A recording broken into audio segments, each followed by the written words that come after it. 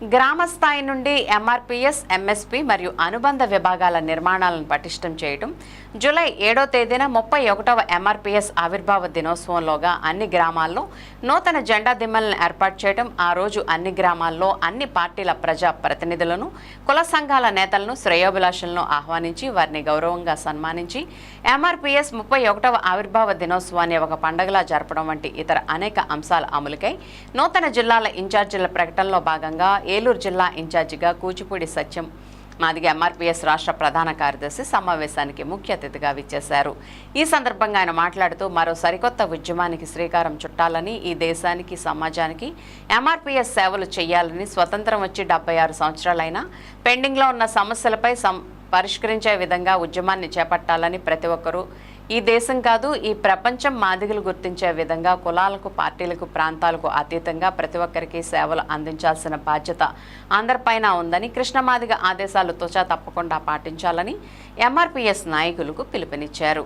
ఏలూరు జిల్లా ఎంఎస్పీ అధ్యక్షులు కందుల రమేష్ మాట్లాడుతూ వర్గీకరణ అంశం న్యాయమైందని, సత్యం కలిగిన అంశం కాబట్టే వర్గీకరణ అన్ని సామాజిక వర్గాలు, అన్ని రాజకీయ పార్టీలు, అన్ని ప్రజా సంఘాలు మద్దతుగా దరిచేరాయని వారందరికీ ఎంఆర్పీఎస్ తరపున కృతజ్ఞతలను తెలియజేశారు.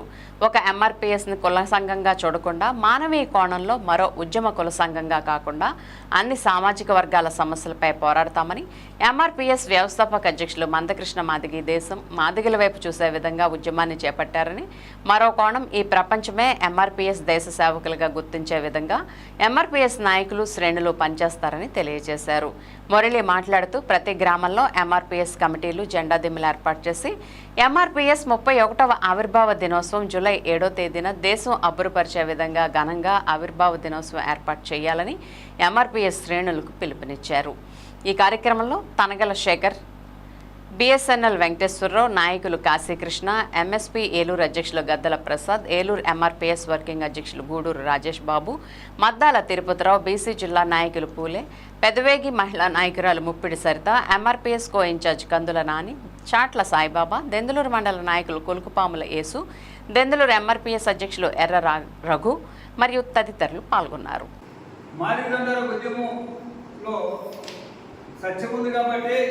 సమాజం మనం ఆదరించింది. మాదిగ ఉద్యమంలో న్యాయం ఉంది కాబట్టి ఈ దేశ ప్రధాని మన వేదిక మీదకి వచ్చి మనకు అండగా ఉంటానని చెప్పి ఆయన మాట ఇచ్చాడు, మాట నిలబెట్టుకున్నాడు. మాదిగ ఉద్యమంలో న్యాయం ఉంది కాబట్టి సుప్రీంకోర్టు ఆగస్టు 1వ తారీఖున ఏడుగురితో కూడిన ధర్మాసనం ఏబిసిడి వర్గీకరణ జరిగితేనే మాదిగా కులాలకు న్యాయం జరుగుతుందని చెప్పి తీర్పు ఇవ్వడం జరిగింది. మిత్రులారా, పెద్దలారా, తమ్ములారా, ఏబిసిడి వర్గీకరణ జరిగితేనే మాదిగ బిడ్డల అభివృద్ధి, ఏబిసిడి వర్గీకరణ జరిగితేనే మాదిగ బిడ్డల భవిష్యత్తు. చరిత్ర తెలియని వాడు చరిత్ర సృష్టించలేడు, చరిత్రగా మిగిలిపోతాడు. మన దేశానికి స్వాతంత్రం రాకముందు, వచ్చిన తర్వాత ఈ మాదిగ జాతిని పట్టించుకున్న నాయకుడు ఒకడు లేడు. మనందరం చూస్తున్నాం.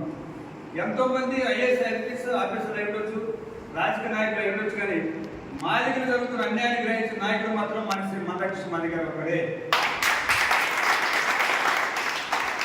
పదే పదే అప్పటి నుంచి కూడా చెప్తా ఉంటారు,